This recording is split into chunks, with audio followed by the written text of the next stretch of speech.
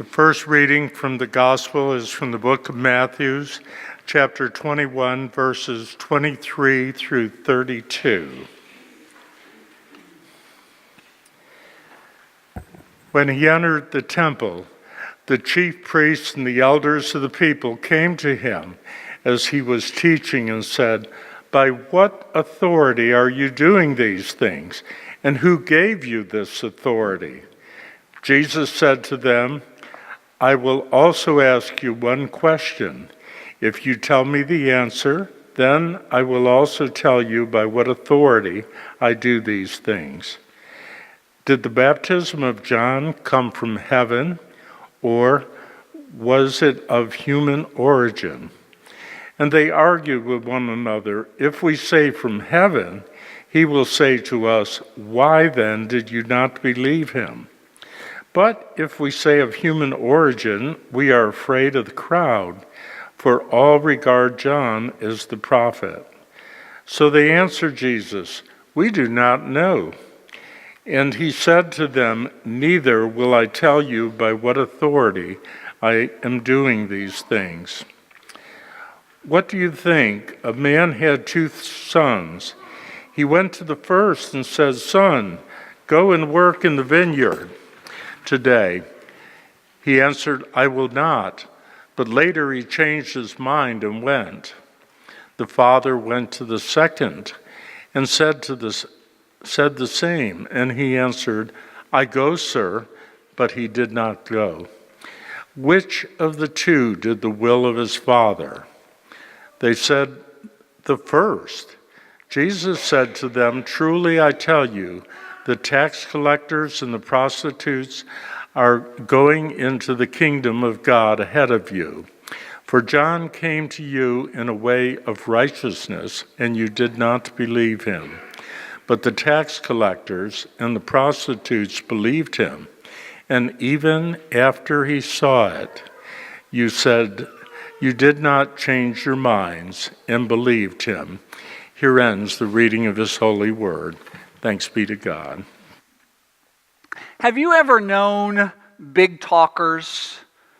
You know, they're the type of people that whatever accomplishment you've enjoyed, theirs was better. Whatever surgery you might have had, theirs was worse. Whatever summer vacation you enjoyed, theirs was so much better. Do you know that kind of person? They're always trying to outdo whatever you did. To be honest, in my opinion, this is what I've watched unfold this week. The president makes a speech. So the NFL players try to outdo that by having a protest. Then fans try to outdo that by cries of outrage and calls for boycotts. And everyone, as I was watching, is pretty much saying the same thing. Who do you think you are? It all kind of began when the president was at a senatorial campaign rally in Huntsville, Alabama on Friday, September 22nd, and for whatever reason, he got onto the topic of NFL players who were kneeling during the national anthem. And he said, "Wouldn't you love to see one of these NFL owners, when somebody disrespects our flag, to say, 'Get that,'" there's an expletive that I choose not to use in the pulpit, "off the field right now, out, he's fired." In other words, I think what he's saying is, who do you think you are for kneeling during the national anthem? Then beginning early morning hours of Sunday, not that I got to watch it because I was in church, teams from the NFL began kneeling or locking arms or staying in the locker rooms during the national anthem, saying pretty much to the president, "Who do you think you are for calling our moms names and impeding our First Amendment rights?" And then friends called foul and began burning memorabilia and season tickets. They were booing the players and calling for boycotts of games, saying in effect, "Who do you think you are?" to the NFL players for disrespecting our flag and the military. I mean, it's been a colorful week. with Facebook posts and YouTube videos and interesting letters to the editors in the morning paper. And I've been pondering all of this because people know that I am a football fan, and I have been asked a lot about this past week. I think I've been asked more about this than theological questions some weeks. So really, I've been trying to be objective and looking at this from a multitude of angles. So before this past Sunday, I'm just curious, other than Colin Kaepernick, how many of you noticed NFL players sitting or kneeling during the national anthem? A handful. No national outrage. This has been going on for over a year. Did you know that?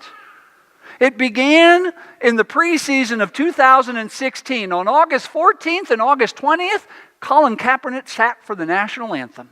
And guess what? No one noticed. On August 26th, he sat again, and still no one noticed until somebody posted a picture of the festivities that were going on in the field, and then they noticed number 7 was sitting down. And then,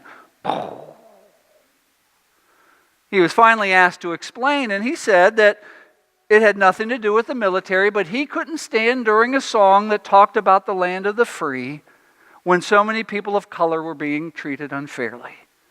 And then on August 30th, Nate Boyer, a former Green Beret who was trying to transition into the NFL, wrote an open letter to Colin in the Army Times. And he expressed in that letter how Colin's sitting affected him, how it made him upset and angry, but he was also willing to listen. And then the strangest thing happened. Colin did something that I haven't seen all week. He actually listened. And he invited Nate to join him at a game. And before the game, the two of them sat and talked for 90 minutes, where Nate proposed to Colin that he should kneel instead of sit. During an interview, Boyer said, "We sort of came to a middle ground where he would take a knee alongside his teammates. Soldiers take a knee in front of a fallen brother's grave, to show respect. When we're on patrol, when we go into a security halt, we take a knee and we pull security." The two decided that kneeling for the flag would symbolize his reverence for those who paid the ultimate sacrifice, while still allowing Colin to peacefully protest the injustices he saw. So here's the bottom line. Discussion in a positive, peaceful fashion is always better than screaming angrily about a subject matter. And by this point, you may be wondering what any of this has to do with our reading from Matthew today and Jesus' interaction with the Jewish authorities. And it really does. So just follow along with me for a minute, because the New Testament leaves no doubt that discipleship is a matter of actions, not simply words. In our text, Jesus is confronting the religious establishment who makes their living on using the right words. And the men wanted to entangle Jesus in a debate that would compromise him, but Jesus makes it plain that he is not interested in meaningless talk. He is more concerned with meaningful action. And so to really understand this particular part of Matthew, we have to look at this entire section of the Gospel of Matthew. And in this section of the Gospel of Matthew, Jesus is carrying out his own protests. You see, this takes place during the last week of Jesus' life before the crucifixion. So we've already seen Jesus riding into Jerusalem on a donkey.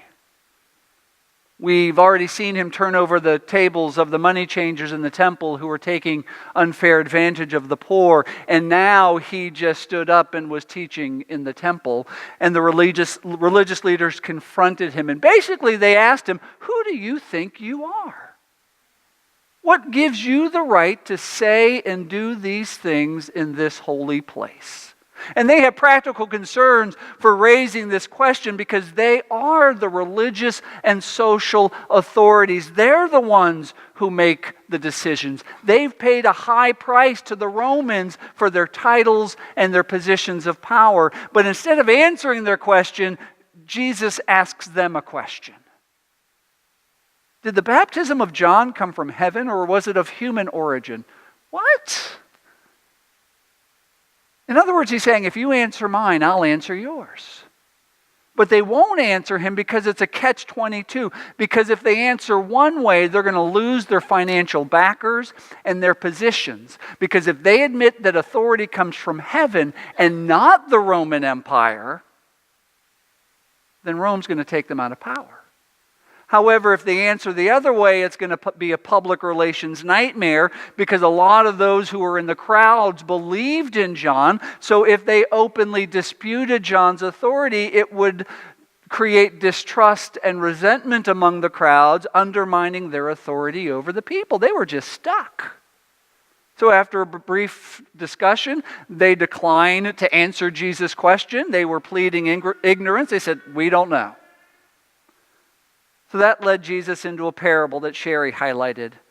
A parable that emphasizes the importance of words and actions being in sync. A father went to one son and asked for help, and the son said yes, but didn't help. A father went to the other son and said, "Would you help?" He says no, but ends up helping. In other words, one said the right things, but didn't follow it with the right actions. The other said what the father didn't want to hear, but then did what the father wanted him to do. So guess which one Jesus honored? The one who acted, not the one who merely talked about it. Jesus was accusing the religious leaders of saying the right things, but not following it up with the right actions. They were more concerned with self-image than self-surrender. They were more concerned about status than they were about sacrifice, and Jesus had no use of them. So back to this week's colorful word fest. While we have been so busy posting our disdain and tweeting our dislike of protests, while others have been kneeling or locking arms or raising fists, we have forgotten the one thing that was largely absent from this week's discussion. We've forgotten why Colin Kaepernick first started this over a year ago. He said that his protests weren't about this president because he started it under another president. They weren't about the flag or the military. It was his effort to use his position to raise the issue of racial injustice. Now, you may not agree with his method, and that's okay. But don't miss the message. People often disagree with methods. Rosa Parks should have moved to the back of the bus. Martin Luther King Jr. should have marched across a different bridge. Young African American college students should have eaten at their own lunch counter. And whether we want to admit it or not, we do have a racial problem in this country. And it was with a broken heart while I was on vacation watching young white men march through the streets of Charlottesville carrying torches and shouting racial slurs, which moved others to counter-protest, which ended up in violence. It breaks my heart that we have the highest incarceration rate in the world. The United States has 5% of the world's population, yet we have 25% of the world's prisoners.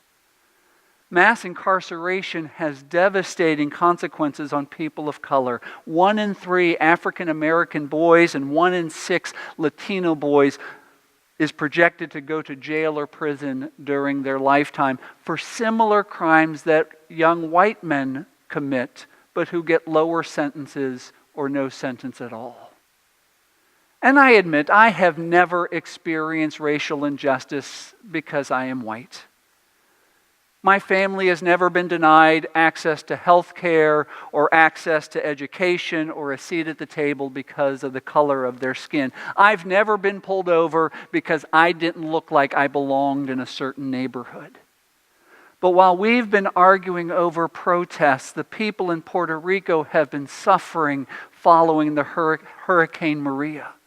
Their island is without power. They're without adequate food and water supplies. They are seemingly cut off from the rest of the world, and our response has been lackluster, unlike our response in Texas and in Florida. Who do we think we are? I've been asking myself this question all week. Am I a naysayer like the first son in the parable? Yes. Am I a fearful disciple whose yes becomes no at a crucial moment like Peter? Yes. Am I a hypocrite like the tax collector whose devious secrets and practices give the lie to all outward show of respectability? Yes. I have to admit that the sin of racism and bigotry that we cling to so easily, that comes to heart and hand so readily, that is so destructive, that too often just seems so natural to us, is at times alive and well in my own life.